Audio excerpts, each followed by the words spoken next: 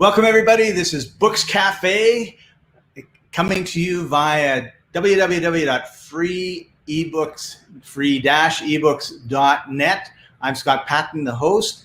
I'm really excited to have you here. If you don't forget, like, share, subscribe, hit the bell so you don't miss any of our exciting episodes. And if you've got any questions, we are live right now, so leave them or any comments in the comment section, and I will bring them up and share them with you. So free-ebooks, here we are. As usual, we've got lots of books for free. Our purpose really is to support authors and also help you find amazing new authors in that you can't find in the bookstores, right? And the way the publishing industry is right now, if you have a great book, they're like, well, you know, if you're not well known, if you don't have a following, we don't want to spend the time and effort to promote you. You have to promote yourself. So good luck with that. So one of the advantages of joining free-ebooks is you get 5 free ebooks a month. If you join our VIP, it's unlimited ebooks and audiobooks. And we have just about every single topic under the world. As you can see, there are all our categories. And of course, we go through with our editors and we figure out which ones we think are the best books. We have book lists for you. And again, it's all free. We get our latest arrivals, and you get to have a little bit of fun with your reading. And you're supporting up-and-coming authors, which is really, really awesome. And my friend Stan has joined us. Welcome, Stan. He's in Kenya. And I like to say we had coffee a couple of years ago, and hopefully when travel opens up and everything else, I'll get back to Kenya and we'll have another cup of coffee. So thanks for joining us, Stan. So basically what we want to do is support new authors. So go there, download their books, and then authors, if you're just starting out, put some free books up on free-ebooks. We have 5 million members. We have over 120,000 people coming to our site every week looking for books, and they might be looking for your book. And we've got a lot of people with 20, 30,000 downloads of their books. You can then take that stat to the publishing company and say, hey, listen, I have a following. This is just one way that you can create a following. You can do podcasts, you can have a YouTube channel, you can have your website, Facebook groups, that sort of thing. We're going to be talking about that today. And then the publisher is going to be looking and saying, wow, like you've got this community that you've created. Absolutely, we'd like to promote your book. So that's really what we're all about. And so head over there and get started. And what else did I want to say? Well, what I really wanted to say was we have an absolutely amazing guest today. And he is a lifelong entrepreneur. He helps coaches get more clients without paid advertising. And he's got a number of coaching programs, including the popular Natural Born Coaches podcast, his Facebook group, The Coaching Jungle, and his exclusive print newsletter, The Secret Coach Club. And this was one of the reasons why I was so excited about having him on, was because he's the only person that I know that does a print newsletter. I think if I looked, I could find 1 or 2 more. And he's had huge success with this. And one of the things that I really appreciate about him is he's all about massive action. When I first met him, which was probably 7 or 8 or 9 years ago, he was doing a podcast. But he wasn't just doing a podcast. He was taking massive action. He was doing a podcast every single day. And his podcast blew up. He grew a huge group. He scaled it back to, I think it's once a week now. And then he got into email marketing. And he didn't just do 1 email a month like a lot of people do, or even a week. He was putting out an email every day. And again, his tribe just exploded. Now, he wasn't just putting out an email that says, hey, I found this great product on Amazon, go buy it, and I'll get an affiliate commission. He was putting together pretty amazing content that drew you in, got you interested and excited, and then at the end had a moral to the story. And I think it was just an absolutely spectacular way to grow his list. And then he came up with a Facebook group, and that supported everything else that he was doing. Now, I asked him to join us because I knew about his print newsletter, and I know he writes a huge amount.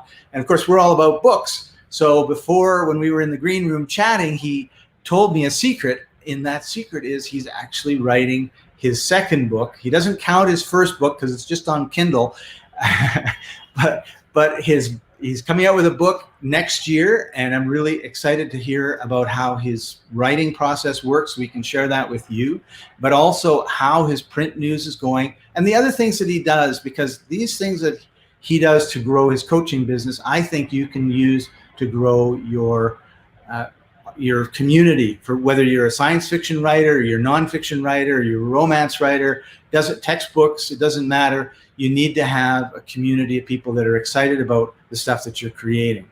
So with that, my good friend Marc Mawhinney, welcome to the show. See my background, we're all good to go. Plenty of books. Plenty of books, that's right. So you're in Moncton, New Brunswick, and you've been told not to leave home for the last 9 months, and so you've been writing and writing like crazy, correct? Yeah, our masters aren't allowing us to go out, so I could have a whole conversation about COVID. I won't turn it into political stuff, but I think half the world's lost its mind in 2020. But yeah, I tried to turn it into a positive, and I've always done a lot of writing, like you mentioned, but this has been a great time because there's fewer distractions, where not as many things are going on out in the real world. So I actually credit writing with helping me maintain my sanity, because as you know, a lot of entrepreneurs right now are kind of run around like chickens with their heads cut off, because there's a lot going on, external things and stuff out in the world. And for me, where I do things like the podcast, but the writing things, I do the daily emails, I've been doing those now since April 2016, I've yet to miss a day, knock on wood.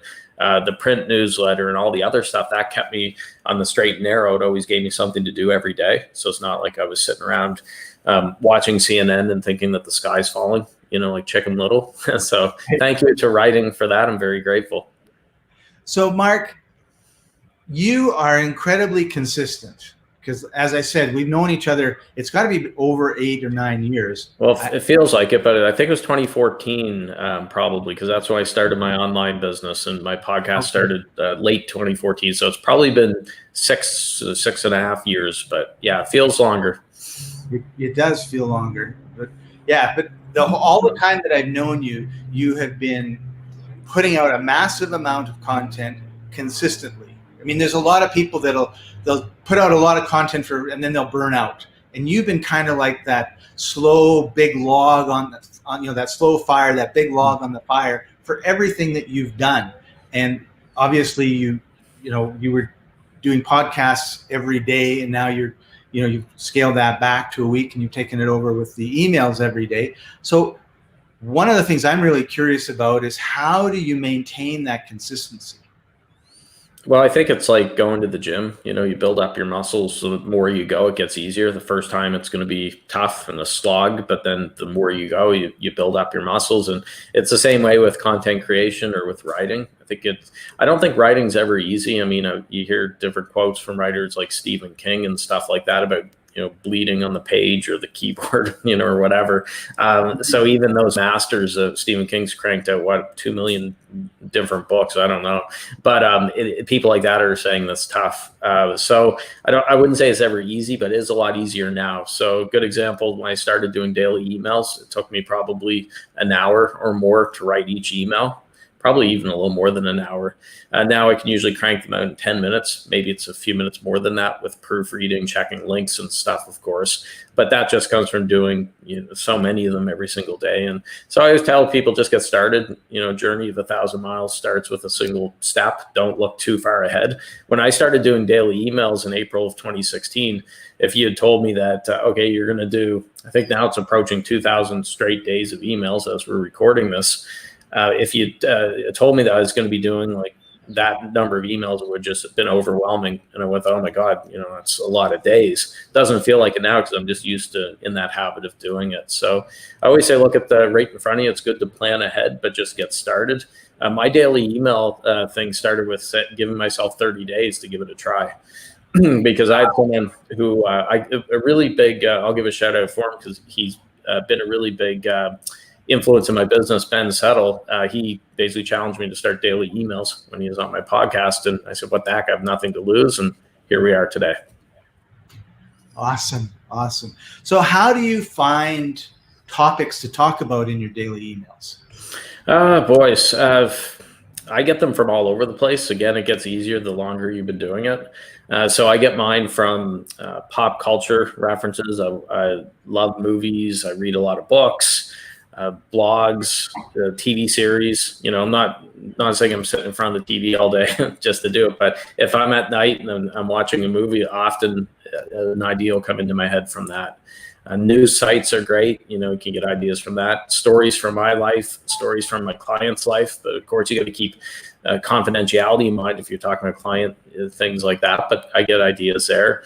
Another way, if someone's stuck and you're not sure what to write, go into a Facebook group, look down the wall and see some of the things that are being asked, some of the things being discussed, and that could turn into an email. So I once did a week of emails just answering questions that people asked me or asked on the wall of the Coaching Jungle Facebook group. And I probably could have filled a couple months worth. I took the best 7 ones that I saw there and turned that into a week of them. So it's never a shortage of ideas, but it does get easier the more you do it. You'll start getting ideas. You'll be in the shower and bang, oh, this would be a great idea for an email. Then you got to race out and try to get dried off and jot it down before the idea floats away. Right. I really like what you said about, I gave myself 30 days. And of course, you know, everyone says 21 days to create a new habit. So give yourself 30 days and you're doing it. And at the end of the 30 days, you can decide if you want to continue or don't want to. And you found that it worked out really great. You got good feedback. Your group was growing. So you just continued. And what the great thing about doing it consistently for a while is now I can cheat. And what I mean by that is if I'm having a day where my brain's not firing on all cylinders, I could go back and repackage old content, something I emailed or posted back in 2015, 2016, or whatever. So sometimes something I'll post, I'll go to Facebook memories, for example. If you go to facebook.com/onthisday, you can see what you posted on this day last year, this day 2 years ago, this day 3 years ago, and so on. So some posts I've posted on the exact same day every year now for years. And I've never had anyone say, wait a minute, Mark, you posted this back in 2014 on this day or whatever. And even then, so what, if someone recognized an email that you sent out a while ago or whatever, it's not the end of the world. If it's an important message, maybe it requires some reinforcement. Right. And that's the beauty of creating content that's evergreen. Yeah, exactly. Yeah. And so current events, you know, if someone's been, this example wouldn't be applicable because really the internet wasn't around in the disco era. But if somebody was writing maybe a print newsletter back in the late 70s and stuff like that, maybe you can't repackage something with the Bee Gees or one of the hot groups at the time. So that's a little extreme. But for the most part, my stuff is evergreen. I might have to tweak a little bit. Well, good example. I sent an email recently. Last year, I wrote an email answering if I thought there'd be a global recession in 2020. I had no idea, of course, everything would happen, you know, with COVID and stuff like that. But I was able to take that email and then add a little bit other stuff about the 2020 issues, and that turned into an email to my list right there. Right. You, when you were talking about disco, you reminded me of a friend of mine who's a dad, and I think it was probably about 10 years ago, his kids came in and said, Dad, we just discovered this brand new band. They're so cool. Listen to them. And it was the Beatles. Well, with disco, I was born in 1978. So I was too late for the whole disco craze, but I'm sure that'll come back. But even the Beatles, yeah, it's funny when you hear people now. I'm feeling old. I have a 12-year-old son, and he's telling me about stuff. I like to think that I feel like I'm young, but then he's telling me things like, I'm just that old, you know, dad now. So tell us a little bit about your writing process for this book that you're coming out in 2021 with.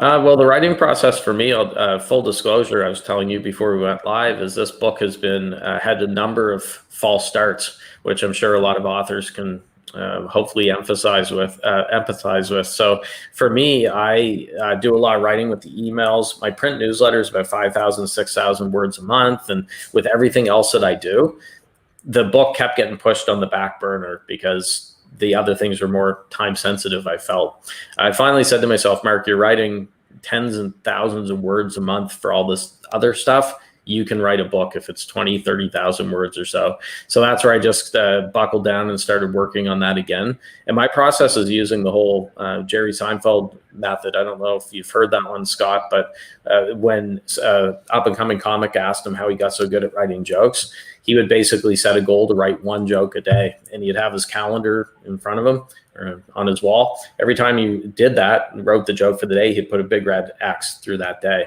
And then what Seinfeld said is the longer that string gets with more and more X's, you don't want to break it. You want to keep it going. So for me, the way I did it is, well, 1 word a day is going to take a while to write your book, but 500 words is definitely doable in addition to the other writing I'm doing for my other projects.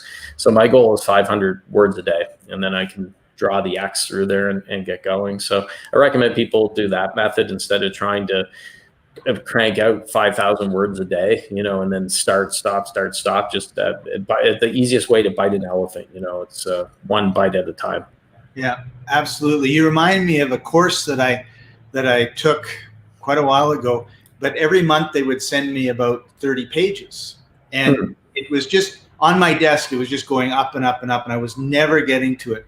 And finally I said to myself, like, how can I just read it? Right? If I don't, maybe I don't do the exercise, but how could I just read it?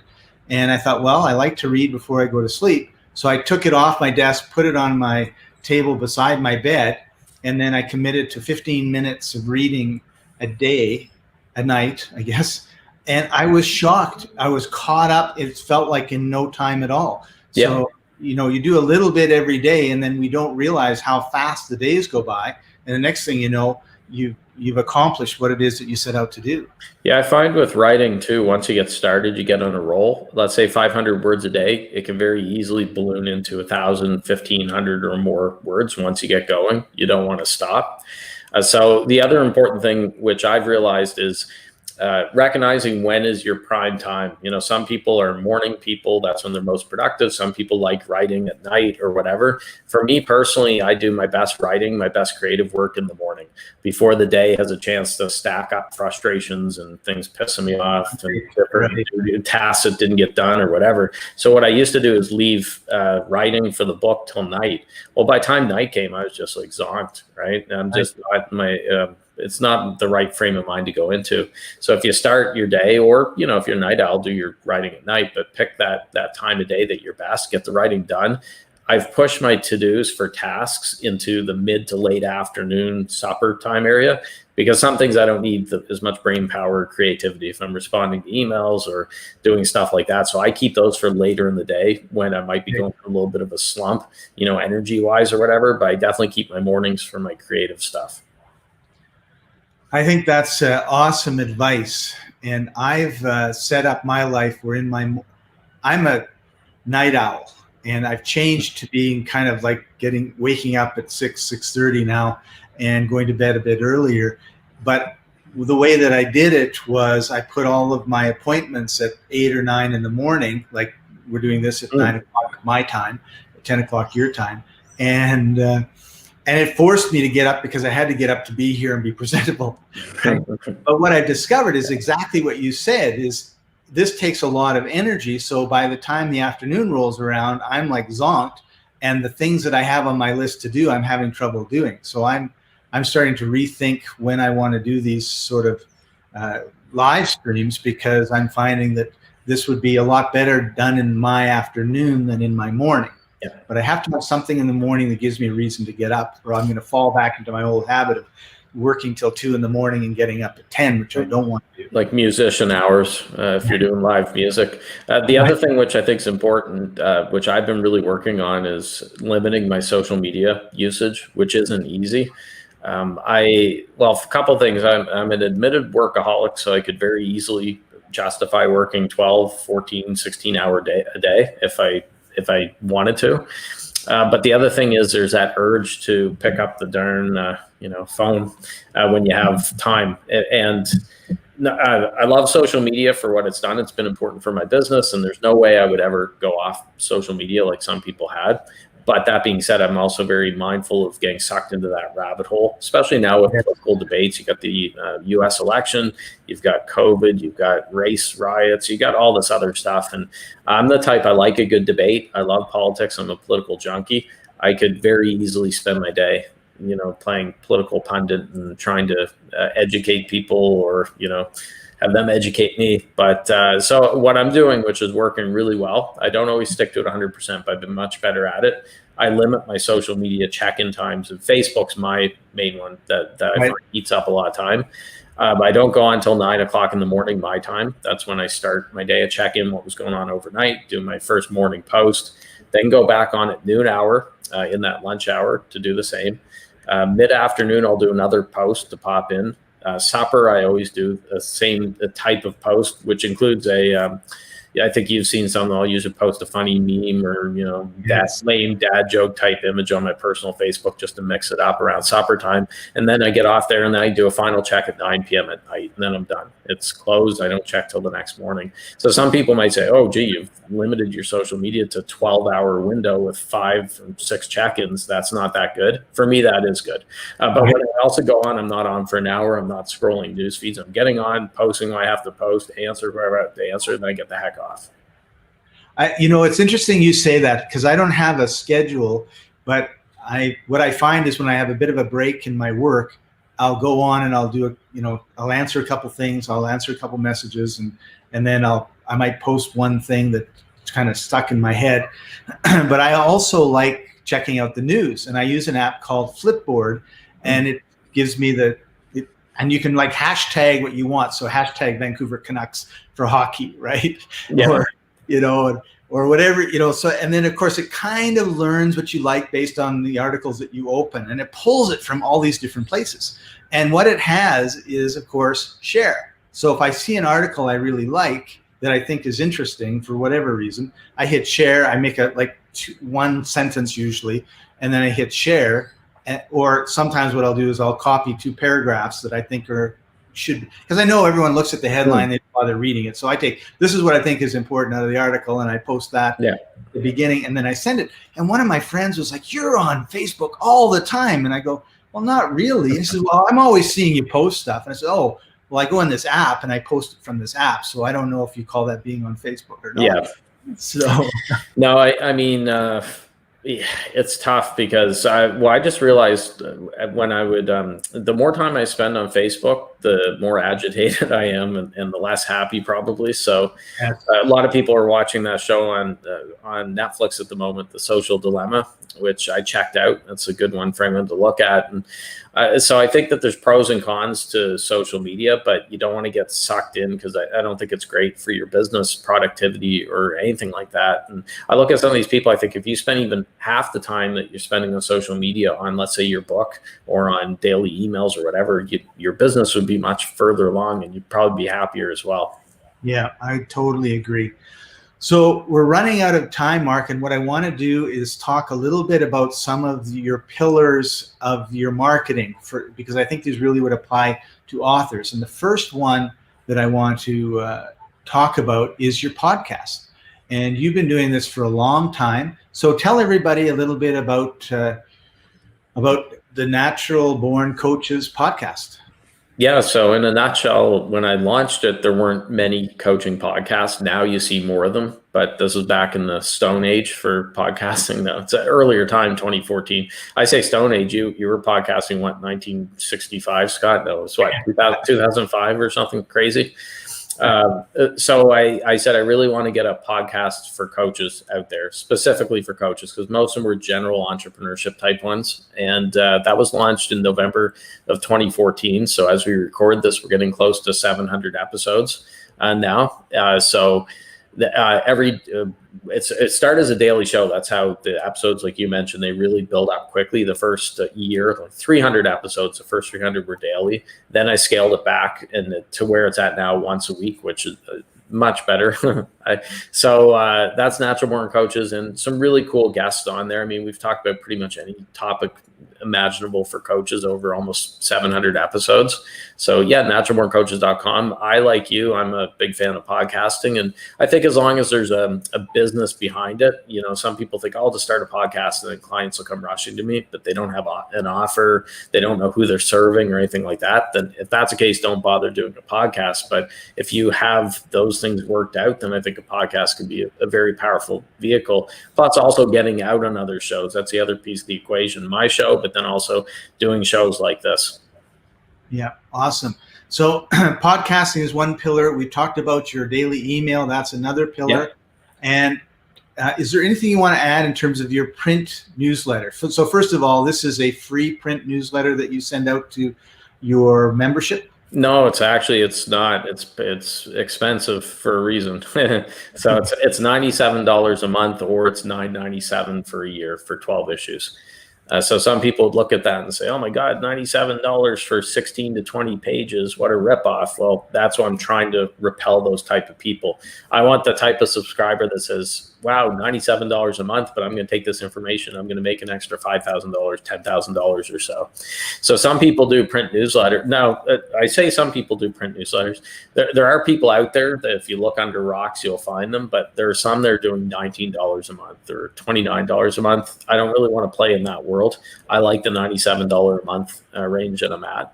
And two of the big ones that helped me, I mentioned Ben Settle before. He got me into daily emails. He has one called Email Players, which I've been a subscriber since 2016. And it's been really important for me. Doberman Dan, that's another newsletter that I've been a subscriber for.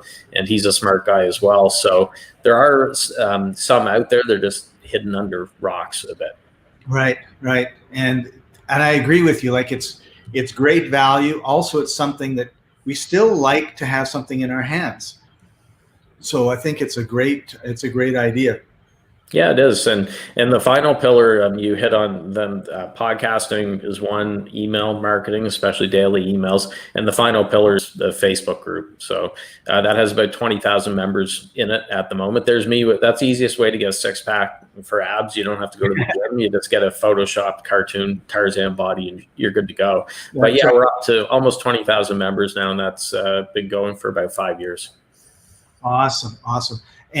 That's a really great way to get ideas for everything that you need, but also, like, I was just thinking about research for, what are the problems that people are talking about in your group. And of course, at 20,000, your group is a nice sample size of the larger world in terms of, in your case, coaches. And I think that would probably be really helpful for growing your business. Oh, it's great. If I'm ever stuck, I scroll down the wall.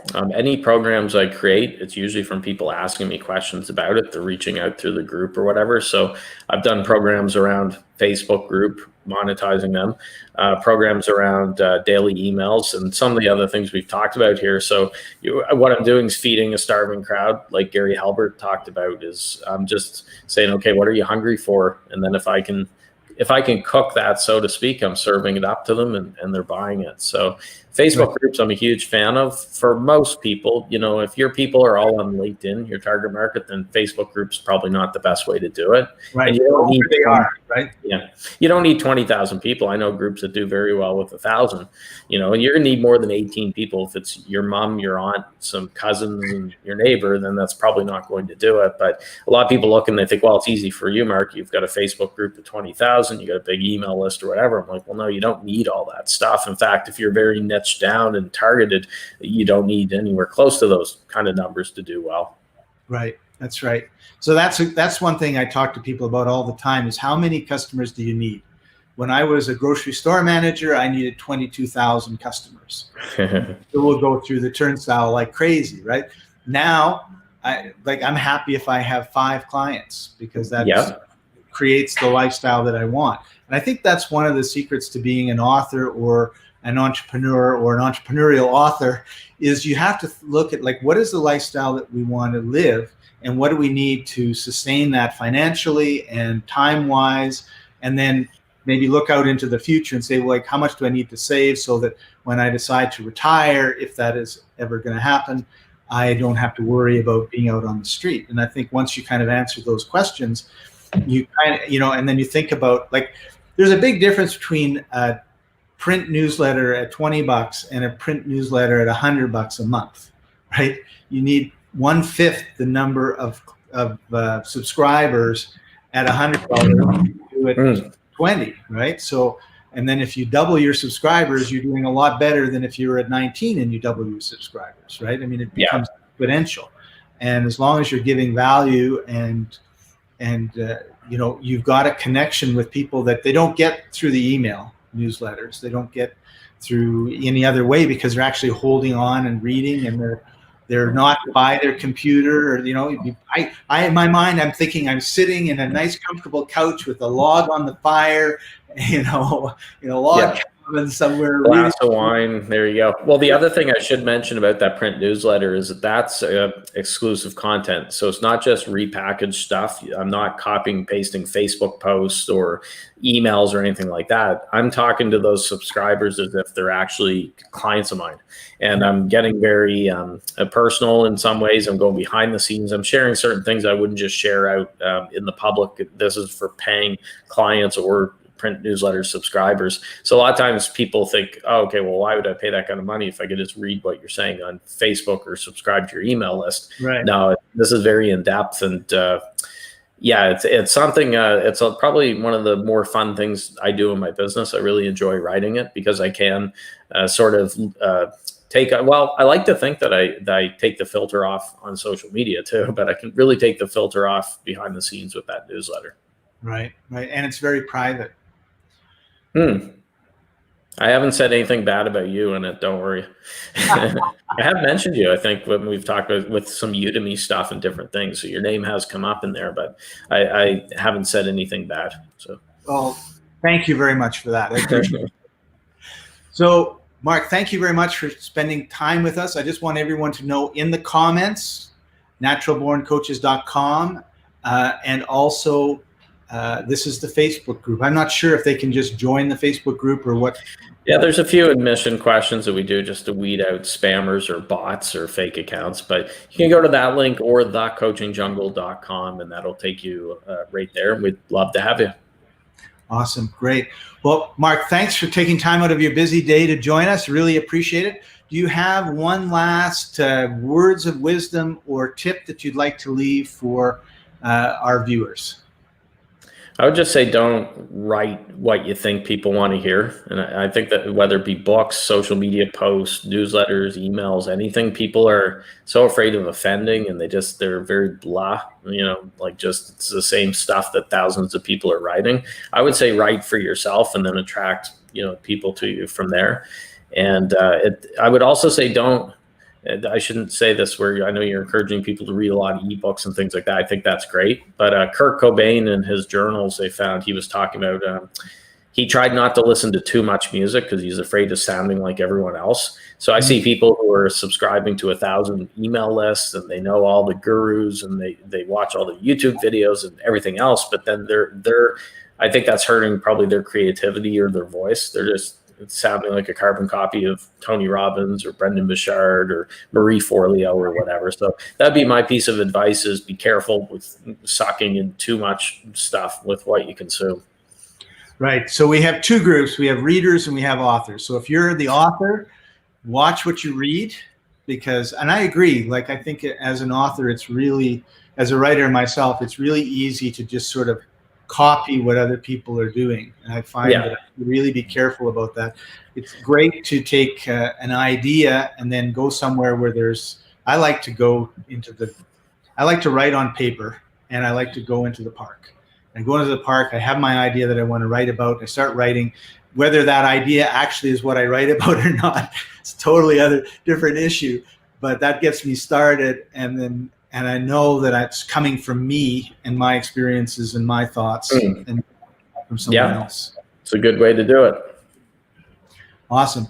Well, Marc, thank you for joining us, and thank you for joining us, everybody. Really appreciate you. This has been Books Cafe from free-ebooks.net, and we'll see you next time. Bye for now.